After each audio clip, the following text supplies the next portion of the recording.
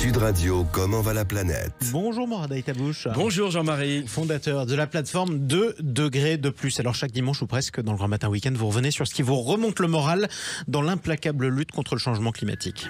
Ce qui me donne la patate, Jean-Marie, c'est cette chance que j'ai, vous le savez, de voyager pas très loin. Là, je vous emmène sur un petit bout de terre. Devinez donc où je suis allé. Des indices, des mouettes, des goélands et cette musique. Oui, Trimartolo, et on est en Bretagne, quoi. La Bretagne, forcément. J'ai débarqué sur l'île de Sein, en mer d'Iroise. Et sur le port, Didier-Marie Le Bihan m'attend. Ici, il est connu comme le Loup Blanc, à la fois peintre et photographe. Et devinez quoi? Comme nous parlons ici de notre belle planète, eh bien Didier-Marie est un chasseur, un croqueur de tempêtes. Et sur l'île de Sein, on peut dire qu'il est gâté. Il y a des tempêtes qui sont des lumières mais extraordinaires, d'autres sont très écrasées, c'est gris, c'est plat, c'est triste. Puis il y en a d'autres qui sont lumineuses, qui sont belles. Il n'y en a pas deux pareils. Fermez les écoutilles, car la tempête peut être aussi brutale que soudaine. En tant qu'artiste ou même que spectateur, je veux dire, la tempête attire, elle est belle. Voilà. Après, il faut toujours penser aussi à ceux qui sont en mer, les dangers que ça peut représenter. Nous, on a la chance d'être à l'abri, on se sent en sécurité quand on est sur l'île. Je me sens plus en sécurité sur l'île que quand je suis sur le continent.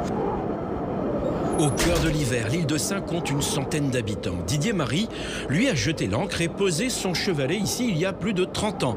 Du pain béni pour l'artiste. Il faut dire qu'un jour de tempête, l'île ressemble à un bateau ivre, ballotté de toutes parts par des vagues scélérates. Le 4 février 2014, Jean-Marie, il s'en souvient bien. Pour la première fois, il prend sa caméra et se rend en haut du phare. Alors moi, j'ai pris les images d'ici, là, sur le balcon. J'avais senti que ça arrivait vraiment bien fort de là. L'hiver est terrible. Une trentaine de tempêtes en l'espace de 3 mois. Ce jour-là, il filme une vague, puis une autre. C'est rentré carrément dedans la gare maritime. Le sac de ciment.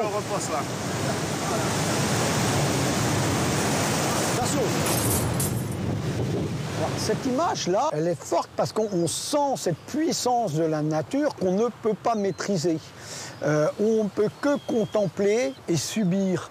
Et c'est vrai que toute la côte française à ce moment-là, en permanence, était assaillie par les tempêtes. Donc chacun s'est un peu senti concerné. Didier-Marie prend tous les risques. C'est un jour de grande marée, de tempête, de tous les diables.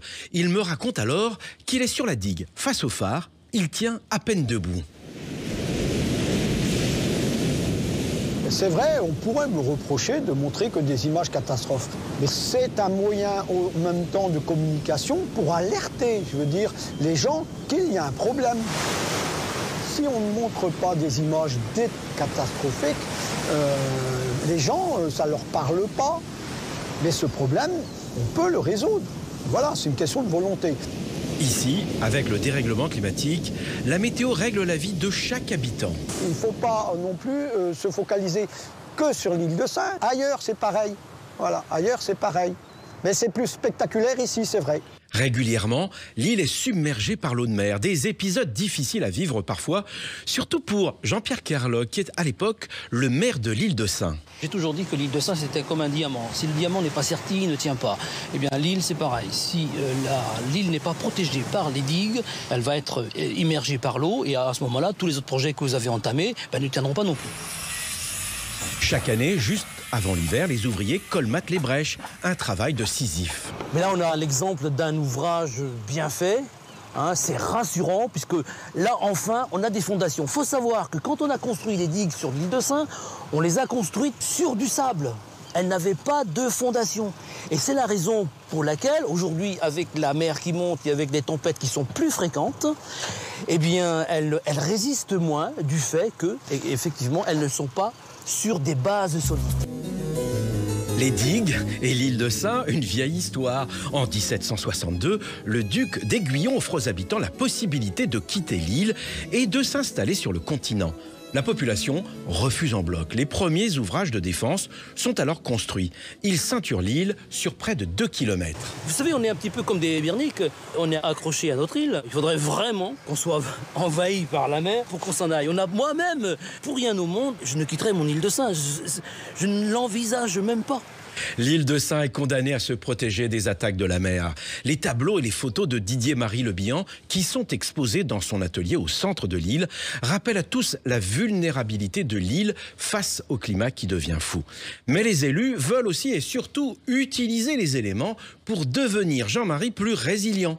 Le vent pour produire de l'énergie. Cette année, 65% de l'électricité sera renouvelable avec des éoliennes. Elle est pas belle, la vie ? Ça paraît logique en même temps. Ce serait dommage de gâcher tout ce vent qu'il y a aux alentours. Merci beaucoup, Vieux Loup de Mer. Morad Aytabouch, fondateur de la plateforme 2 degrés de plus. On vous retrouve un prochain dimanche sur Sud Radio. Évidemment, avec plaisir, Jean-Marie.